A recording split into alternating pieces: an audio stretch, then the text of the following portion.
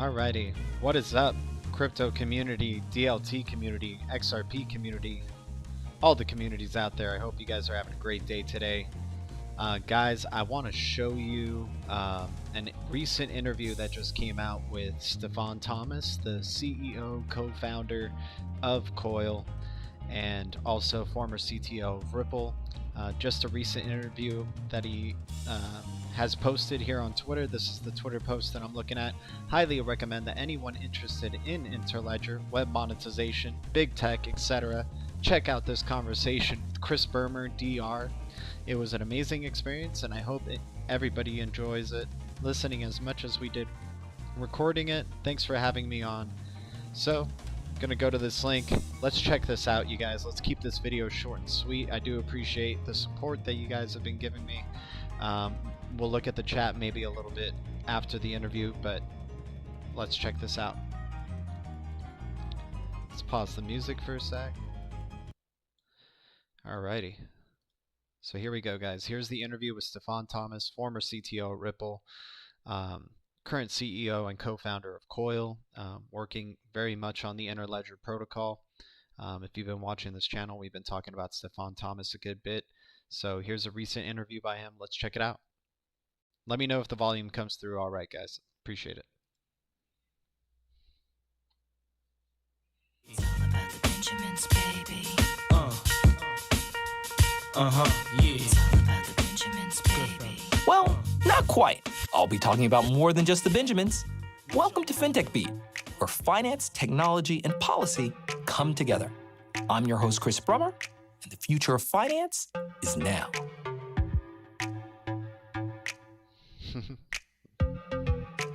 For all the harrowing bravery of first responders and essential workers on the front lines of the COVID crisis over the last several months, many people have seen themselves spending more than a little time at home in efforts to practice safe social distancing.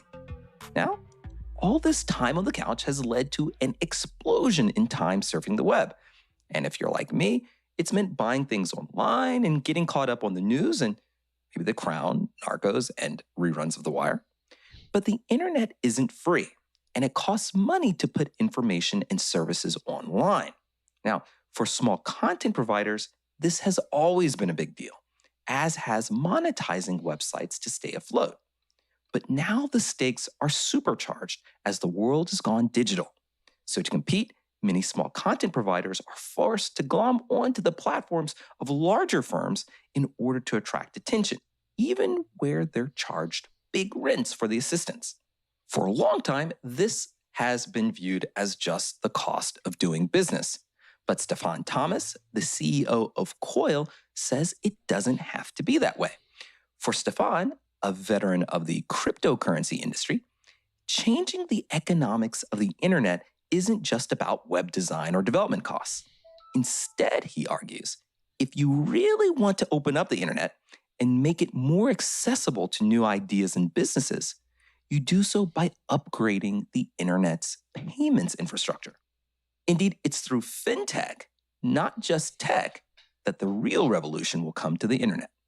Now, this, of course, got my attention, and I've invited him on to the show to walk us through his mind-bending observation about the role of financial technology in unlocking communication, content, and competition online. Dirty. Host fragen, wer ihr Dad ist. Mit grad mal 21, so wie Savage. Dirty. Von der Corner bis zu Warner Brother. Heute wollen Host mit Papi einen Porno machen. Wer hätte gedacht, dass ich es jemals... STEFAN, thanks so much for joining the show. Thanks, Chris, for having me. I'm a big fan of the show, and it's fun to be on the other side of the microphone. Indeed you are, and pulling you over, I think, is really going to be interesting for our listeners. Now, you've been looking to disrupt the business models content sites use to generate revenue. And from what I understand, you want to do this because you think the internet's basic economics are awry, since content sites struggle to make ends meet and invariably end up giving into ads or paywalls. What you've described as essentially a state of affairs where readers' eyeballs are sold to the highest bidder, and the small end up rushing for the platforms of the big. But why is that the case? I mean, it's really a very interesting view from someone living in Silicon Valley And your centralization thesis of firms glomming onto the big, it kind of goes against the grain of at least the ideal of what people have always described the internet as doing.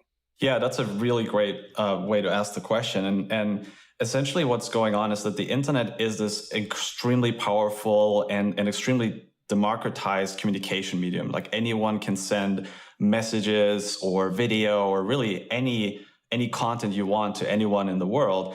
And it's even like very, very easy to make your own website. You know, there's services out there that make that really easy. Exactly, which generates a question then as to why do people tend to aggregate on the major platforms? I think that one of the big reasons for that is that's where the money is. And there's some really fundamental reasons in terms of how the internet works as to why that is. Namely, you know, the internet is a communication medium, but there isn't a built-in way to transfer value. So if you, for example, send me an article or you send me a minute of a podcast, I can download that very easily, but there isn't necessarily a way that I can send a packet back over the internet that contains some money. And so, you know, what we are thinking about is like, you know, is there a way that you fix that problem that's been plaguing the internet from the start, which is, you know, how do I reward people for the services and the content that they provide? So you're essentially saying that there's no way to reward content providers, but isn't that what ads and subscription services are for? There are business models that people have found for doing things online, you know, for profit. But the problem with both of those business models, and this is kind of going back to answer your question, they work best at scale. And I'll explain why. So in the case of subscriptions, if I want to subscribe to a website, if I'm a super fan, I might subscribe to an individual content creator or to a pretty niche platform. But most people, most of the time, will subscribe to the platforms that have the most content and that appeal to the most different interests.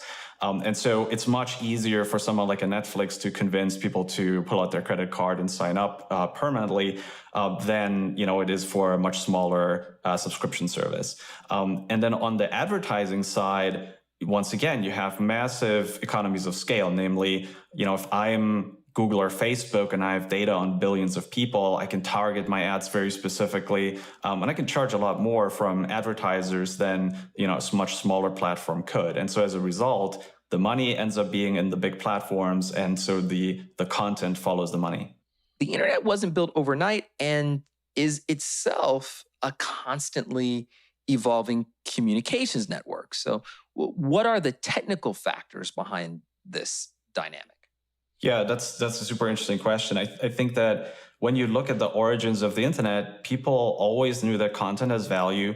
And even if you look at the specifications underlying the internet, and not to geek out too hard here, but one of the most important protocols on the internet is HTTP. And you might have heard of this error 404, like page not found. So it specifies these different error conditions. And one of them is 402, which is payment is required. And if you look at the spec for that standard, to this day, it says reserved for future use. So like after 30 years, they've always known that people may want to pay for content online, but they've never found a way to do it in a sort of standard open way that doesn't rely on one company or a set of companies that are providing the payment functionality. And so with the core protocols that power the internet not supporting monetization, people have found workarounds. They've turned to ads, they've turned to selling users' data, they've turned to subscription models. And it's those workarounds that ultimately are driving a lot of that centralization, because I can make much more money with a big subscription platform that appeals to a lot of people, and I can make much more money with ads that go out to billions of people versus if I was a smaller ad network. And so those workarounds are really what's driving that centralization. So again, just to make sure I'm getting this straight, the internet was not created in effect with money in mind. So third parties have had to build their own payment infrastructures, and because of this, browsing patterns are really rewarded through those so-called workarounds, as you call them, that because of their third-party status, work according to economies of scale. So the frictions you're thinking about aren't the frictions of setting up and running sites, but the friction of literally moving money in a way such that browsers can reward content providers? Yeah, I mean, if you think about it, it used to be that you had these different, online services systems. So like CompuServe, some people might remember Genie. I'm from Germany. We had BTX, and you could basically kind of log into those, and then you could buy your airline tickets or whatever. But because these were all proprietary networks, each company that wanted to offer their services through that network had to have an integration with that particular network.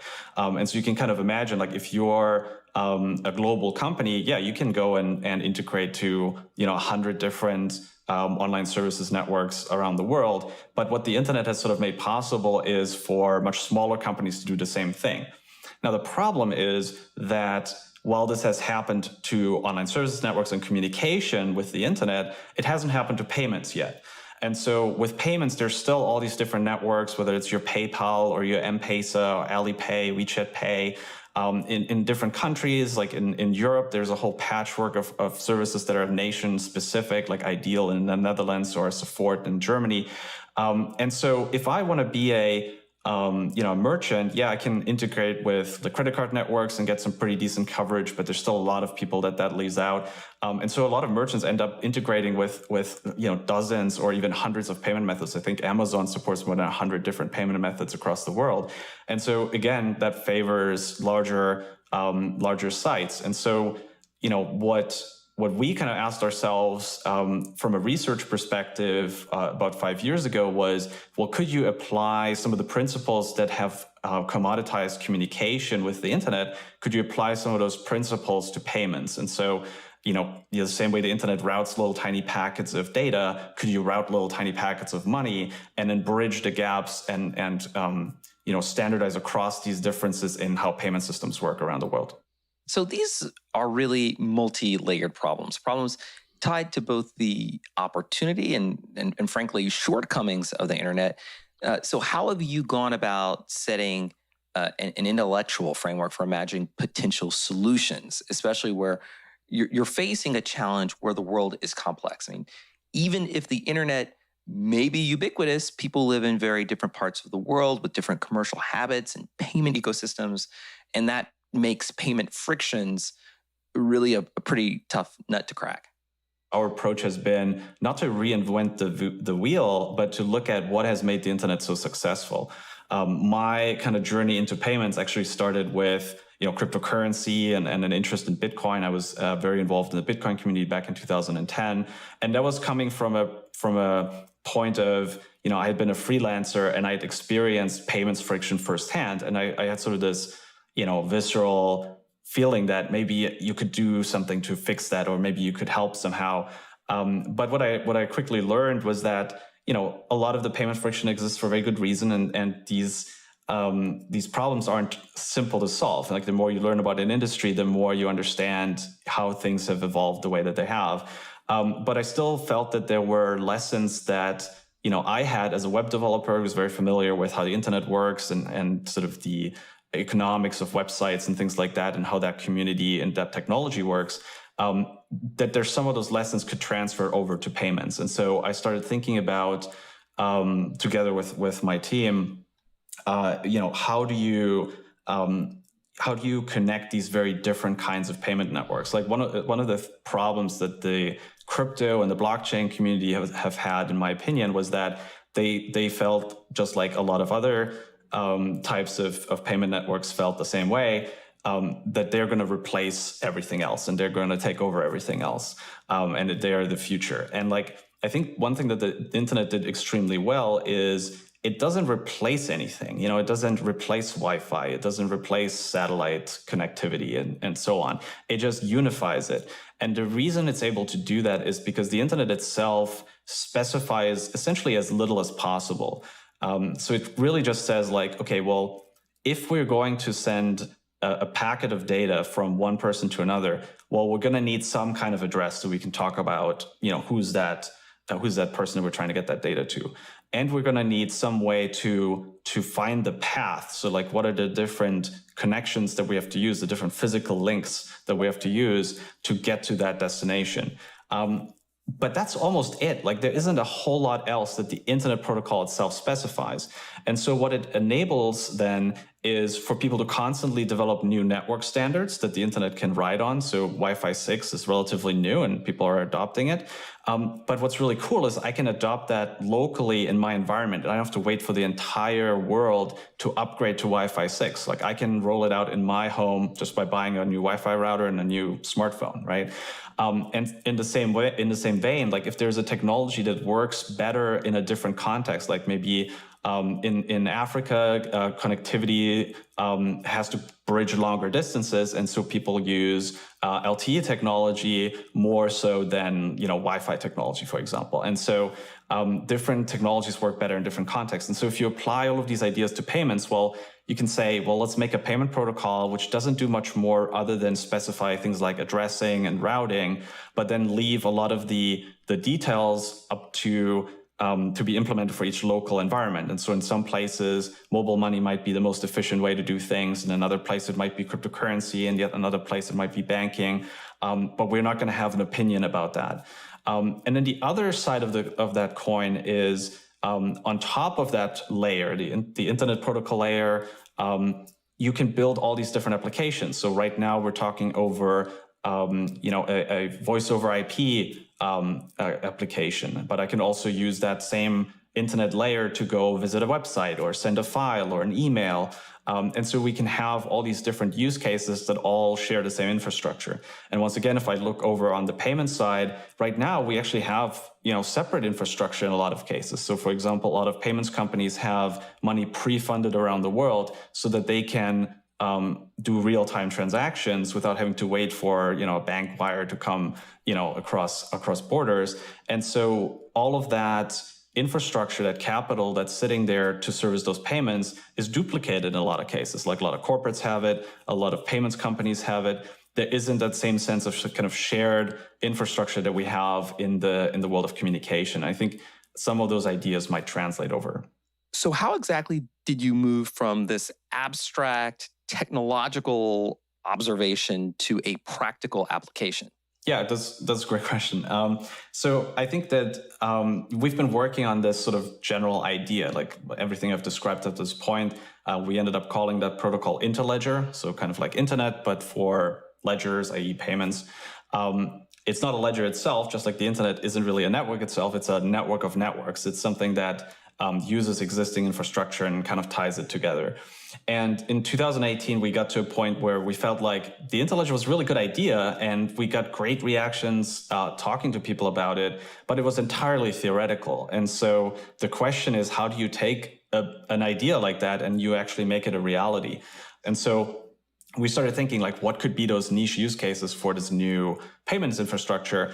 And one of the ideas that very quickly stood out is, well, we have the World Wide Web, and we have all this interesting content and news and entertainment that's available on there, but we don't really have a built-in open business model. And Interledger could be that. It could be the infrastructure that we use when I'm reading your article on your blog, when I'm watching the video that you posted. That could be my way of rewarding you without us to both have to go to some big platform to handle that for us. When you take a step back, you really have an interesting little company here, one with enormous implications for society. I mean, when you really sit back and think about it, the information on the internet is like anything else. It's not costless, and the more friction there is, the harder it is to monetize and, by extension, place anything online. So what you've done is make this radical observation and business sort of play that payments make the world go round, the internet world go round.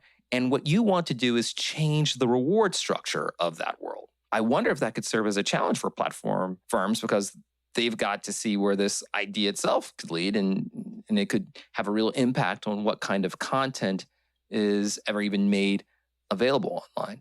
Absolutely. Yeah. I mean, everything you're saying is exactly why we are in this exact business, and why we feel like, my background in crypto is such that, I'm now more interested in how can we help the world, and how can we make the world a better place? And I think this is one of the things that is sort of absolutely at the heart of what's wrong with the world right now, is the fact that we have all this communications technology, but the payments technology just hasn't kept up. And so it's sort of like you've got everybody around the world able to look through the window, but not touch anything, and not participate in all the economic activity that's going on, that they can now see and are exposed to, but not necessarily can participate. And I think that there's so many facets of that, right? Like that's playing out internationally, and this is why we're very interested in like financial access.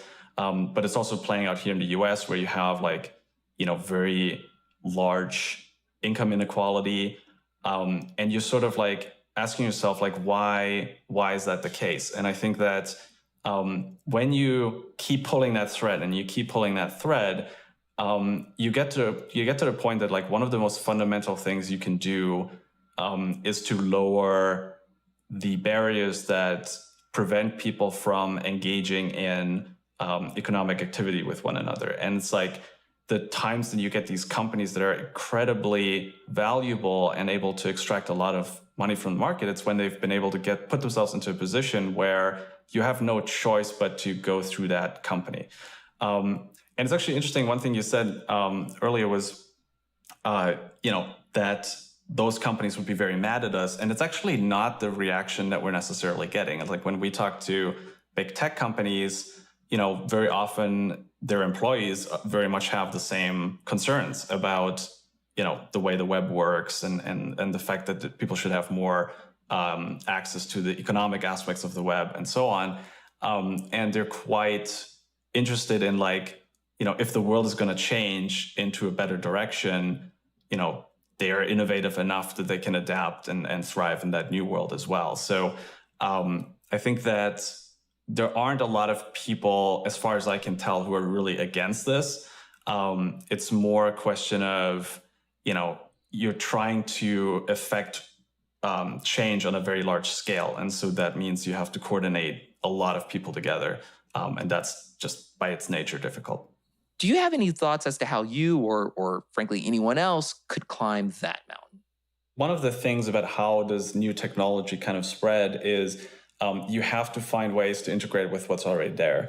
I think that, one great example that I love is when the internet first came out, of course, there were phone lines to a lot of houses, but there were no internet connections to a lot of houses, right? And so the question is like, how do you go online if there's not a physical internet connection to your house? And it seems completely unreasonable for the internet to become popular if everyone has to first spend $1 million to lay down an internet connection to their house. And so what people did is they took internet signals or internet packets and turned them into noises using a modem, a modulator, demodulator.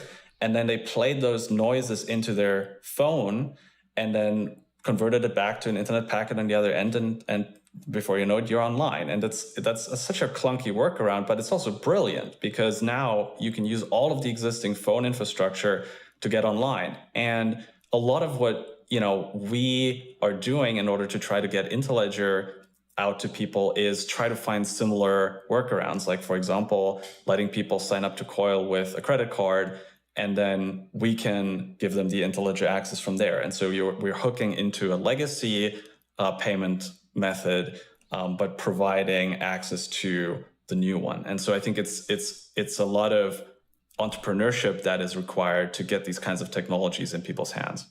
Stefan, thanks so much for having joined the show. Yeah, thanks for having me. It's been super fascinating to talk about.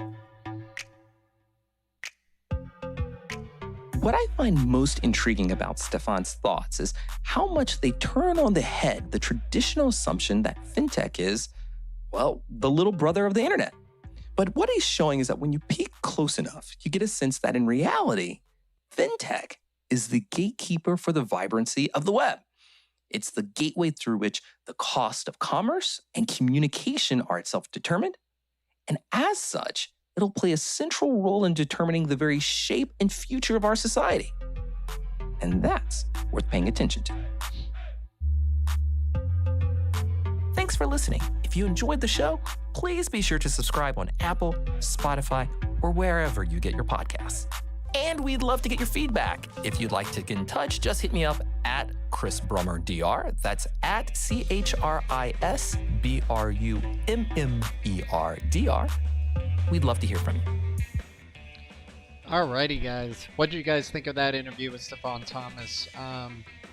Really great stuff. Great to see that Coil is, just continuing to build, continuing to grow as a company. The impact of Interledger protocol, I think, is only going to continue to grow. You have a majority of the W3C membership list implementing the ILP.